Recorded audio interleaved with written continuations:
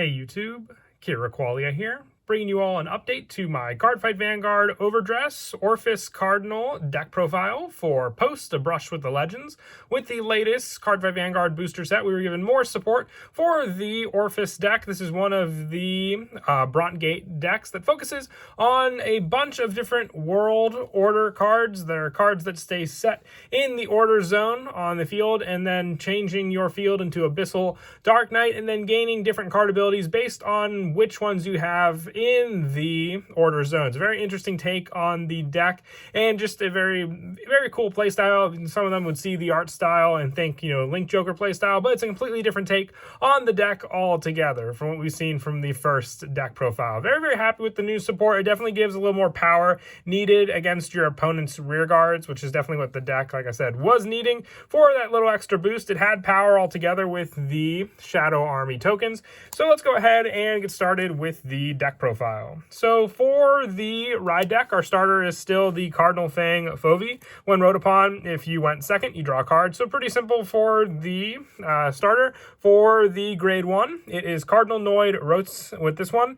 Rotus, when this unit is placed on Vanguard, search your deck for up to one world card, reveal it, put it into your hand, and shuffle your deck. So you achieve Abyssal World Knight with this one, Abyssal Dark Knight, when you have two of the world set orders in the order zone, basically. So with this card being able to search out one, it's just that much more easy for your setup. Our grade 2 for the ride deck is Cardinal Noid Kubisia. When a world is put into your order zone, choose one of your units and gets plus 5,000 until end of turn. So you can even target Kubisia with this card skill, needing that plus power just for a little more pressure against your opponent if you don't have any other rear guards already on the field when you activate that world card for your grade 2 ride. With the grade 3 ride target being Cardinal Deuce Orfist. This is your boss monster in the deck. It's also the only grade 3 we run. So with the option for pressure with the Persona ride, we're running 3 additional copies of this card in the deck, with Orfist having the setup of during your turn, if your world is Dark Knight or Abyssal Dark Knight, this unit gets plus 5,000 power.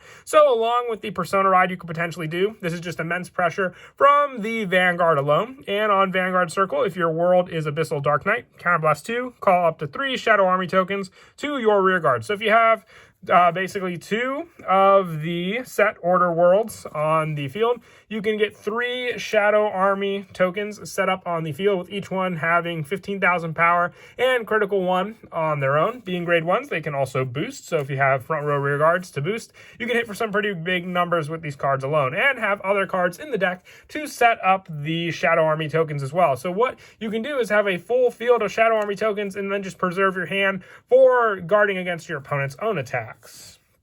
For the grade 2s, we are running 4 of the new Cardinal Draco Alviderd.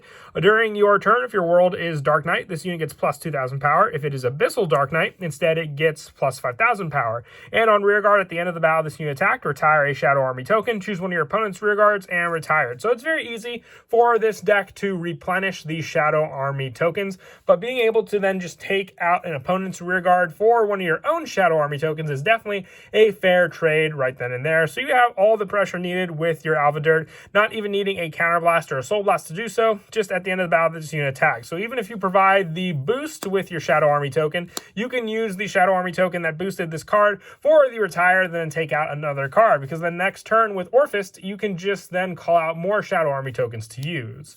With the other grade 2 being 2 of the Cardinal Fang Marissa.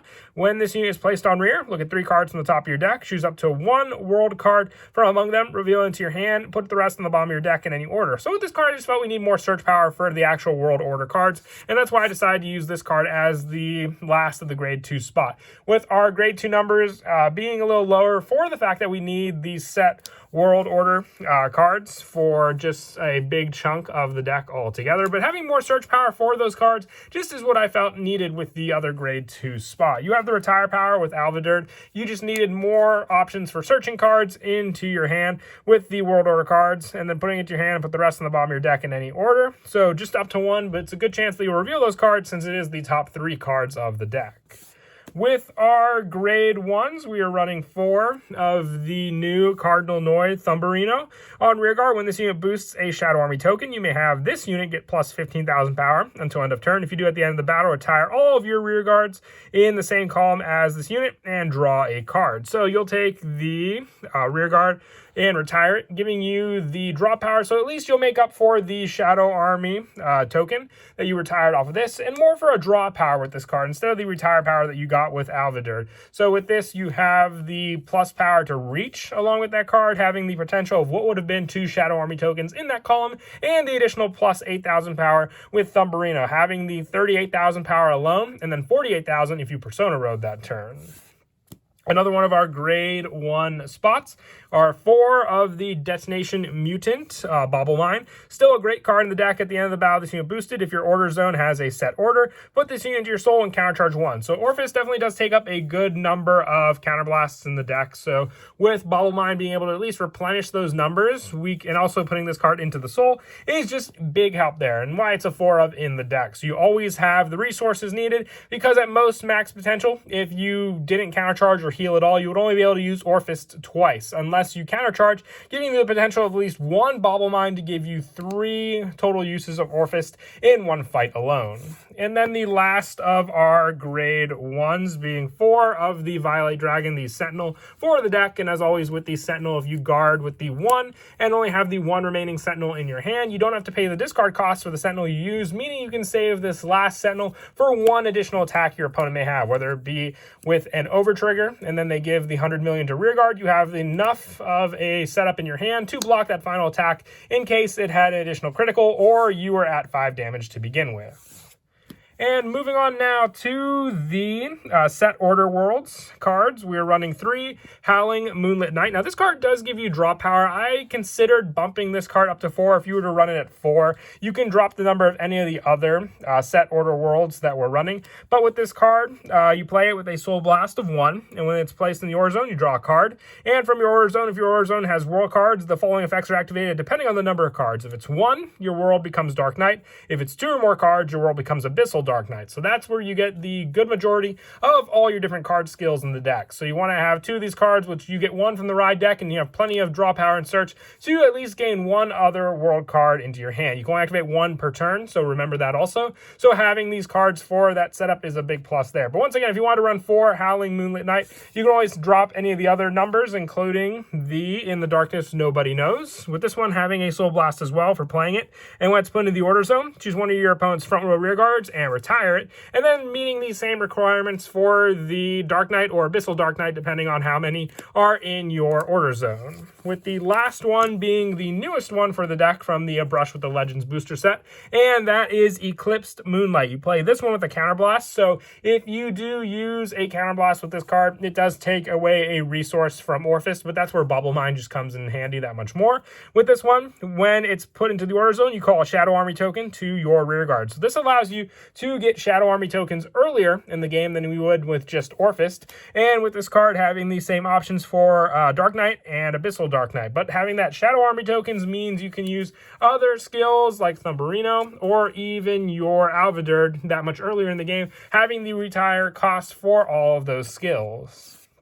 And that's it for the set orders. Moving on now to the trigger lineup. Running 7 criticals, so 4 of the Cardinal Draco and 3 Aurora Battle Princess, Loris Yellow. Just the critical pressure with some of the bigger numbers you can hit in the deck. And with our over trigger being Eldo Breath, being able to double those critical amounts, you definitely want to max out this number to a pretty good ratio, with the next spot being just for more power to all of your units along with the Shadow Army.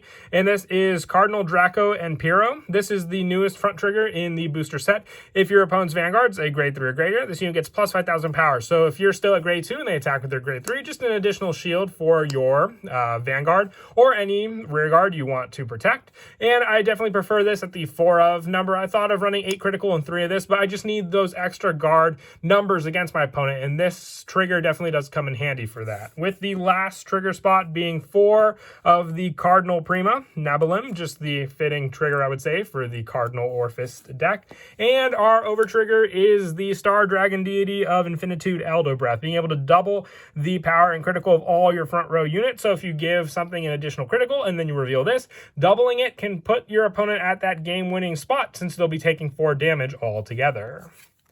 And that is it for the deck profile. I hope you all enjoy the video. This is definitely one of the more interesting decks. Like I said, it definitely does give a Link Joker feel to it, but it's more of an actual setup strategy kind of deck that focuses more on big power numbers. So if you're a fan of that type of deck, this is definitely the deck for you. And as always, until next time, please don't forget to leave a like and subscribe. And Kira Qualia out.